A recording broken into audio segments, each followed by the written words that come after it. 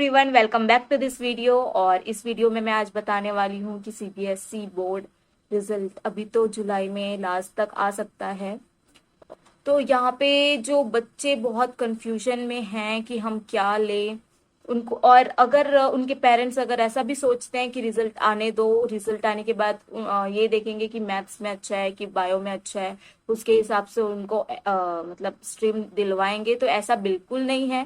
क्योंकि टेंथ का बायो भी इक्वल होता है, मैथ्स भी इक्वल होता है, बच्चे दोनों में स्कोर कर सकते हैं। तो ऐसा बिल्कुल भी नहीं है। अगर मैथ्स में अच्छा रिजल्ट आया और बायो में रिजल्ट अच्छा नहीं आया तो ऐसा नहीं है कि बच्चों को इंटरेस्ट है मैथ्स में। तो ऐसे भी हो सकता है ना कि जैसे जो बच्चे पढ़े हों, जिस क्वेश्चन को पढ़े हो वही क्वेश्चन मैथ्स का उसमें दे दिया हो। बहुत सारे बच्चों को अभी भी डाउट है। बहुत सारे बच्चे तो क्या 11th साइंस लेके फिर 12th कॉमर्स लेते हैं, ऐसे भी बच्चे होते हैं।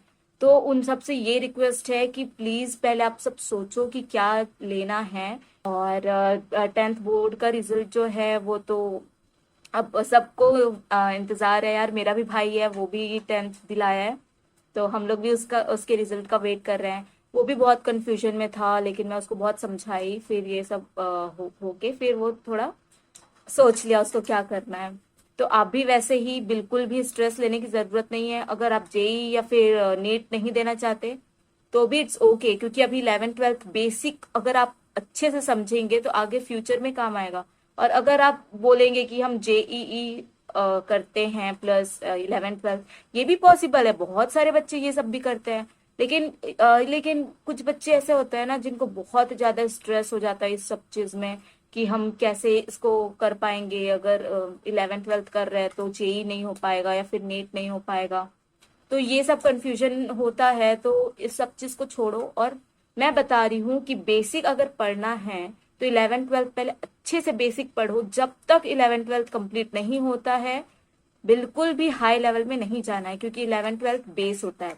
कोई भी कोई भी फील्ड जाओ तो 11th 12th बेसिक होता है, और उसमें आप उसको अच्छे से पढ़ो, उसको जानो। ना कि आप जेई के लिए तैयारी कर रहे हैं और 1000 क्वेश्चन सॉल्व कर रहे हैं और बहुत सारा बुक सॉल्व कर रहे हैं। दैट इज नॉट इम्पोर्टेंट, क्योंकि यहाँ पे आपको दिमाग यूज नहीं हो रहा है, वो आप क्वेश्चन बना रहे हैं, वो सब चीज इंपॉर्टेंट नहीं है यहाँ पे। यहाँ पे इम्पोर्टेंट है कि आप कौन से टॉपिक को कितना कवर कर रहे हैं, ये सब जानना बहुत जरूरी है। तो या it's all about you, think on that topic, because see, if you'll get admission in good college, और जैसे कि बहुत अच्छे अच्छे कॉलेज में आजकल एडमिशन तो कर लेते हैं, लेकिन क्या होता है उनको बहुत सारे लोग को प्लेसमेंट तो नहीं मिलती। क्यों? क्योंकि उनका बेसिक ही क्लियर नहीं होता। देखो, क्योंकि 11th 12th में आप समझते हैं, सीखते हैं। जो 12th के बाद क्या, कॉलेज कॉलेज में तो आप फुल इंजॉय जो भी करते हैं वो करते हैं, प्लस पढ़ाई भी करते हैं। लेकिन 11th 12th बहुत सारी जानकारी देती है, इसमें बहुत कुछ छुपा होता है जो आप 11th 12th में कवर कर सकते हैं। और ऐसे नहीं है कि बहुत स्ट्रेस लेके पढ़ो, ऐसा कुछ मत करो, क्योंकि ये सब करने से आपको कुछ मिलेगा नहीं और आपका बेसिक भी क्लियर नहीं होगा। तो मेरी एडवाइस लोगे तो आप बिल्कुल भी स्ट्रेस मत लो। अगर आपको 11th 12th अच्छे से पढ़ना है तो सिर्फ और 11th 12th को पढ़ो, और उसके बाद भले ही आप जैसे आप कोटा जाना चाहते हैं, फिर कहीं भी आजकल तो बहुत सारा ऑनलाइन मोड में भी हो गया है, तो वो पढ़ना चाहते हैं तो वो भी पढ़ सकते हैं।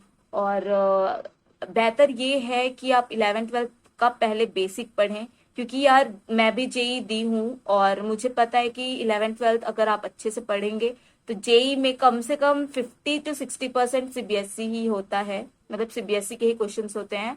और और जो बाकी क्वेश्चंस होते हैं वो थोड़ा हमको प्रैक्टिस करना पड़ता है। तो और आपको जॉब भी ऐसे नहीं है कि आपको इक्वेशन पूछ के ही जॉब देंगे। कोई भी इंटरव्यू ले रहा है आपका तो उनका भी ऐसा है कि बी प्रैक्टिकल, वो भी चाहते हैं कि आप प्रैक्टिकल रहो। आपको उसके बारे में पता होनी चाहिए, ना कि थ्योरी। मैं थ्योरी पार्ट नहीं बोलूँ, उसका इमेजिनेशन जो आप एच सी वर्मा सॉल्व करते हैं या फिर कोई भी डीसी पांडे सॉल्व कर रहे हैं बुक, तो उसमें क्या क्वेश्चंस जो होते हैं उनको फॉर्मूला डाल के सॉल्व करना नहीं होता, उनको पहले समझना होता है। जैसे जो भी पढ़ेंगे एच सी वर्मा, उसमें देखना पुली वाले क्वेश्चंस होते हैं, उसको मतलब इमेजिन करके ये ऐसे होता है तो ये कैसे होगा, ये सब चीज को सिर्फ इमेजिनेशन के थ्रू आप सॉल्व कर सकते हैं। यहाँ पे आपको कोई फॉर्मूला रखने की जरूरत नहीं है अगर आपका बेस क्लियर है तो और हाँ, जैसे कि 11th 12th की बात करूँ तो बहुत मेरे को तो बहुत मजा आया था 11th-12th में, क्योंकि डिफिकल्टी लेवल बहुत ज्यादा था और हमको कुछ समझ नहीं आता था। हम जो पढ़ते थे कुछ भेजे भी नहीं जाता था, क्योंकि ऐसा था हमारे पास मोबाइल नहीं थी उस टाइम। और उस टाइम क्या 2 साल पहले की बात है, और मैं अपना जो 11th-12th की हूँ वो तो वाईजैक से की थी।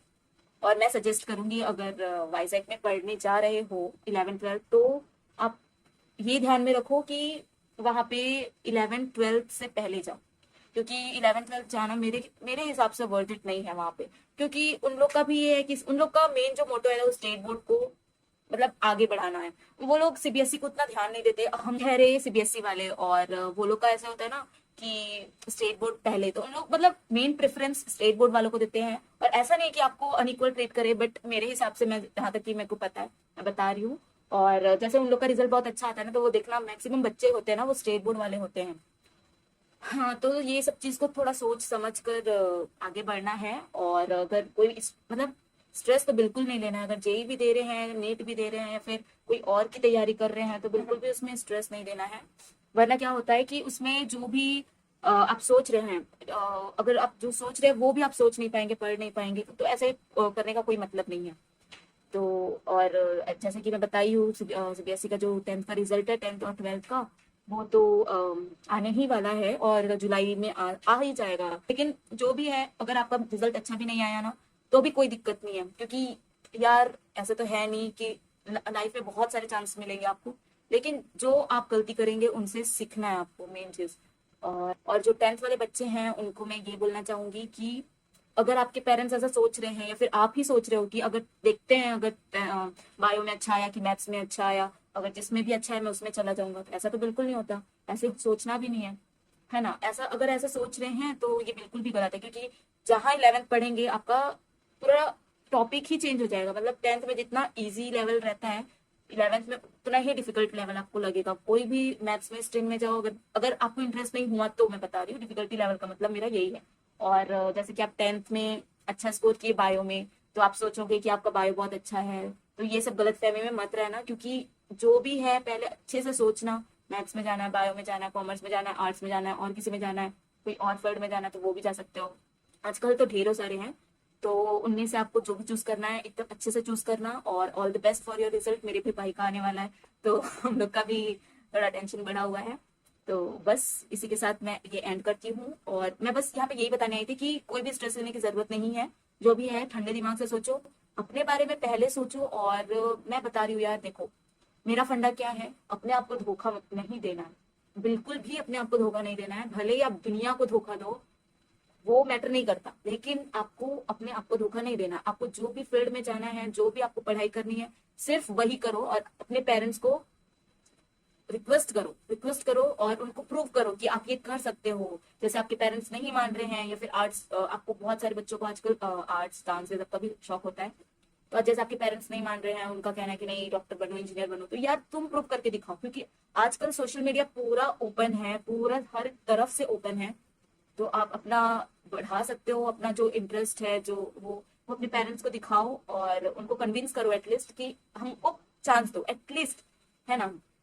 क्योंकि कोई भी चीज यहाँ पे छोटी बड़ी नहीं होती। इंजीनियर्स भी उतना मेहनत करते हैं जितना आप अगर डांस क्लास खोल रहे हैं वो मेहनत कर रहे हैं। लेकिन दोनों का फील्ड अलग है, तो अलग अलग हिसाब से वो लोग करते हैं। तो जितने भी बच्चे हैं जो अभी वेट कर रहे हैं रिजल्ट का, उन लोग को ऑल द बेस्ट। ये रिजल्ट आ जाएगा यार, जुलाई तक तो आ ही जाएगा। और इसमें ऐसा है कि डिले तो बिल्कुल नहीं है। जो एजुकेशन मिनिस्टर है वो बोले हैं कि डिले नहीं है रिजल्ट में, और जिस दिन आएगा उससे पहले ये अपडेट तो आ जाएगी। All the best to the people who are waiting for their result. और यार पता आपको एक और बात, आप लोग सब वीडियोस तो देखते हो लेकिन सब्सक्राइब या फिर लाइक नहीं करते हो, तो please do it just for me, क्योंकि मुझे भी मोटिवेशन मिलता है कि मैं भी बनाऊं, मैं भी करूँ कुछ। मुझे भी बहुत अच्छा लगता है यूट्यूब में ये सब डालना।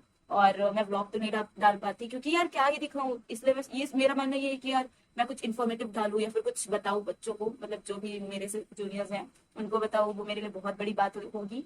और बहुत लोगों के कमेंट्स आते हैं, पता है मेरे को 10th वालों का भी आया कि दीदी आपका 10th के बाद क्या हुआ, कैसे हुआ, ये सब बनाओ। तो इसीलिए मैं ये वीडियो लेकर आई हूँ। और बहुत अच्छी बात है कि आप सबको मतलब मेरा वीडियो आप देखते हो, 10th वाले भी देखते हो, बहुत अच्छी बात है। तो बस थोड़ा सा मेरा भी हेल्प कर दो कि थोड़ा लाइक करो, शेयर करो और सब्सक्राइब भी करना, क्योंकि अगर आप ये सब करेंगे तो मुझे भी मोटिवेशन मिलेगा और मैं भी इस चैनल को आगे बढ़ाऊंगी। So that's all for today, we will meet in the next video, bye.